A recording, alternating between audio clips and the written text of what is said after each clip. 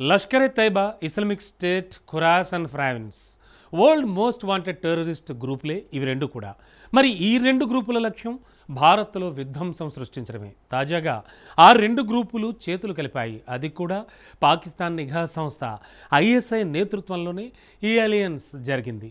బలూచిస్తాన్ వేర్పాటువాదాన్ని అణిచివేయడమే ఈ కలయిక లక్ష్యమని పైకి చెబుతున్న కశ్మీర్ కేరాఫ్గా విధ్వంసకర కుట్రలు కూడా ఉన్నాయనే అనుమానాలు కూడా పెరుగుతున్నాయి.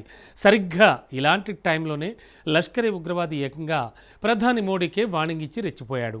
పహల్గామ్ తరహాలో మరో దాడికి పాల్పడతా ఉంటూ బెదిరించాడు. ఫలితం ఒక్కసారిగా నిఘా వర్గాలు అలర్ట్ అయిపోయాయి. ఇంతకు బలూచిస్తాన్ కేరాఫ్గా అసలేం జరుగుతోంది? Most wanted terrorist groups alliance అసలు లక్ష్యం ఏంటి? బలూచిస్తాన్ కశ్మీర్ కేరాఫ్గా ఐఎస్ఐ అసలేం ప్లాన్ చేస్తోంది? Was this? బలూచిస్తాన్ కేరాఫ్గా చేతులు కలిపిన డేంజర్ టెర్రర్ గ్రూప్స్. పహల్గామ్ దాడి రిపీట్ అవుతుందని లష్కర్-ఎ-తోయిబా వార్నింగ్. లష్కర్-ఎ-తోయిబా ఐసిస్-కే కూటమి వెనుక పాక్ వ్యూహం ఏంటి?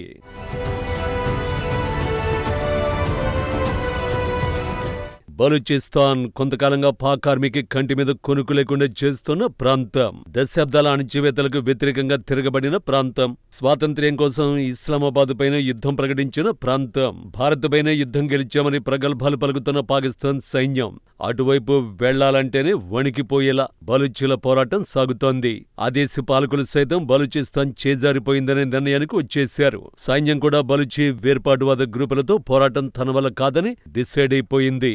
ఇక్కడే పాక్ నిఘా సంస్థ ఐఎస్ఐ తన పాత అస్త్రాన్ని తెరపైకి తెచ్చింది.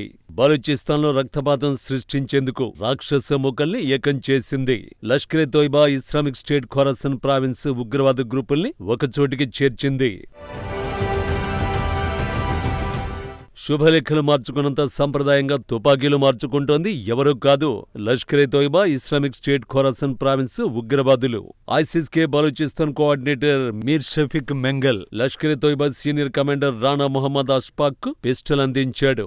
వీరికి ఐఎస్ఐ అప్పగించిన ఫస్ట్ టార్గెట్ బలూచిస్తాన్లో వేర్పాటువాదాన్ని అణిచివేయడం. Baloch Liberation Army, Baloch Liberation Front, Baloch Republican Guard, Baloch Liberation Tigers, Baloch Nationalist Army, United Baloch Army తదితర వేర్పాటువాద గ్రూపుల్ని అంతం చేసే బాధ్యతను అప్పగించినట్టు నివేదికలు చెబుతున్నాయి. సింపుల్ గా చెప్పాలంటే బలూచిస్తాన్లో తాము చేయలేని పనిని ఉగ్ర గ్రూపులకు అప్పగించారన్నమాట. కానీ ఈ అలయన్స్ బలూచిస్తాన్ వరకే పరిమితమవుతుందన్న గ్యారంటీ లేదు. జమ్మూ కాశ్మీర్లో తిరిగి ఉగ్రవాదాన్ని రచ్చగొట్టడం పాకిస్తాన్ కుట్రలో భాగంగా కనిపిస్తోంది. లష్కర్-ఎ-తోయిబా, Islamic State, Khorasan province alliance లో ఓ వ్యక్తి గురించి ప్రత్యేకంగా చెప్పుకోవాలి. అతడే మీర్ షఫీక్ మెంగల్. బలూచిస్తాన్ మాజీ ఆపద్ధర్మ ముఖ్యమంత్రి నాసిర్ మెంగల్ కుమారుడే ఇతడు.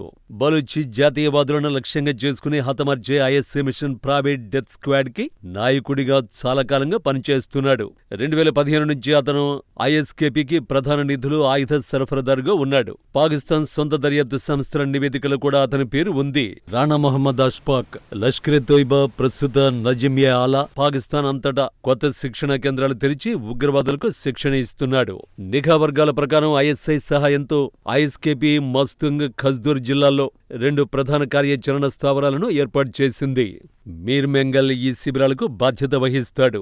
ఆయుధాలు, డబ్బు అతను సరఫరా చేస్తున్నాడు. ఈ ఏడాది మార్చిలో బలూచిస్తాన్ తిరుగుబాటుదారులు మస్తుంగ్ శిబిరంపై దాడి చేసి 30 మందికి పైగా ఐఎస్కేపీ ఉగ్రవాదుల్ని చంపారు. ఆ తర్వాతే ఐఎస్ఐ నేరుగా జోక్యం చేసుకోవాలని లష్కర్-ఎ-తోయిబాను ఆదేశించింది.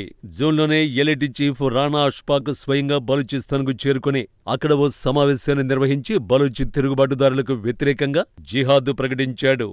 ఎలిటీ డిప్యూటీ సైఫుల్లా కసూరి కూడా పాకిస్తాన్ వ్యతిరేకించే వారిని నిర్మూలిస్తామని ప్రకటించాడు. తాజాగా ఇదే సైఫుల్లా పహల్గామ్ దాడి రిపీట్ అవుతుందని మోడీకే వార్నింగ్ ఇచ్చాడు. ఇస్లామిక్ స్టేట్ ఖొరాసన్ ప్రావిన్స్ చేతులు కలిపిన తర్వాత లష్కరే డిప్యూటీ చీఫ్ పహల్గాం ఉగ్రదాడి సూత్రధారి సైఫుల్లా కసూరి చేసిన వ్యాఖ్యలే ఇవి. పహల్గాం తరహా దాడితో ప్రధాని మోడీకి మరో పాఠం చెప్పాలని పాక్ ఆర్మీ చీఫ్ ఆసిమ్ మునీర్ను కోరుతున్నట్లు ఓ సభలో చెప్పుకొచ్చాడు. ఐసిస్-కేతో అలయన్స్ తర్వాత లష్కరే తోయిబా ఎలా రెచ్చిపోతుందో చెప్పడానికి ఇంతకంటే ఉదాహరణ అవసరం లేదు.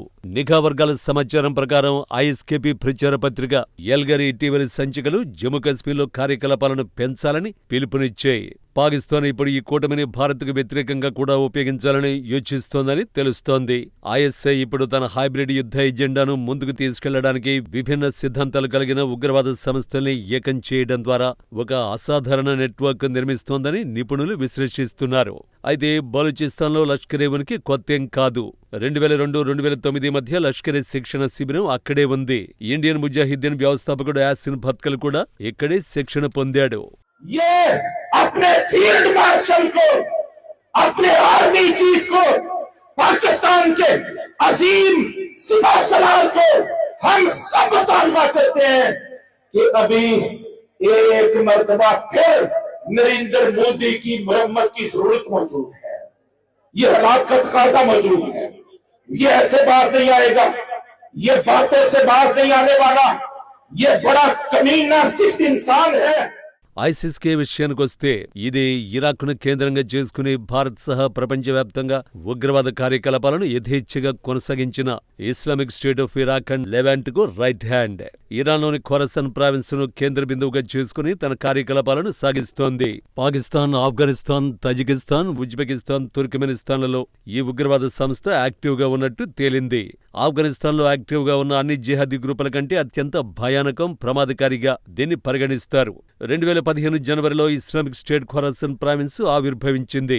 పాకిస్తాన్, ఆఫ్ఘనిస్తాన్కు చెందిన పలువురు యువకులను జిహాదీలుగా మార్చింది. తన ప్రసంగాలతో వారిని ఆకట్టుకుంది. ఆత్మాహుతి దళాలుగా మార్చేసింది. ఐసిస్ ఖొరాసన్ ప్రావిన్స్ జిహాదీల ప్రధాన లక్ష్యం తాలిబన్లే. తాలిబన్లతో సమాంతరంగా ఎదగాలి అన్నది ఖొరాసన్ ప్రావిన్స్ ఉగ్రవాదుల టార్గెట్. దీన్ని సమర్థవంతంగా అడ్డుకుంటూ వచ్చారు తాలిబాన్ నాయకులు.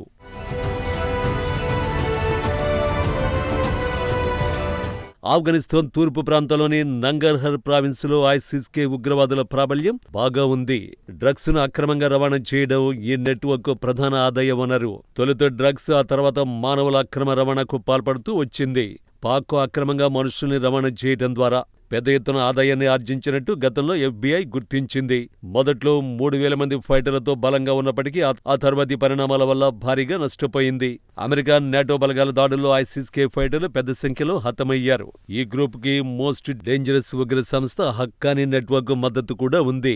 విచిత్రమేంటంటే ఐసిస్-కే హక్కానీ నెట్వర్క్ పై పోరులో పాకిస్తాన్ సాయం మరవలేనిదని ట్రంప్ ఇటీవలే ప్రకటించారు. కానీ అదే పాకిస్తాన్ ఐసిస్-కే లష్కరే తోయిబాను ఏకం చేసి తన కుట్రలకు అనుకూలంగా వాడుకుంటోంది. ఈ మొత్తం వ్యవహారాన్ని తాలిబాన్లు ముందే పసిగట్టినట్టు ప్రస్తుత పరిణామాలు చూస్తే తెలుస్తోంది. తాలిబాన్ విదేశాంగ మంత్రి అమీర్ ఖాన్ భారత పర్యటన లక్ష్యాల్లో ఐసిస్-కే లష్కరే అలియన్స్ పై కూడా చర్చలు జరిగే అవకాశం ఉంది. ఎందుకంటే ఈ రెండు గ్రూపులు ఏకమవడం బలూచీలు, తాలిబాన్ల కంటే కూడా భారత్కే ప్రమాదం. సో ఈ ఉగ్ర గ్రూపులపై పోరాటంలో బలూచీలు, తాలిబాన్లకు భారత్ మద్దతు ఇవ్వాల్సిన అవసరమైతే ఉంది.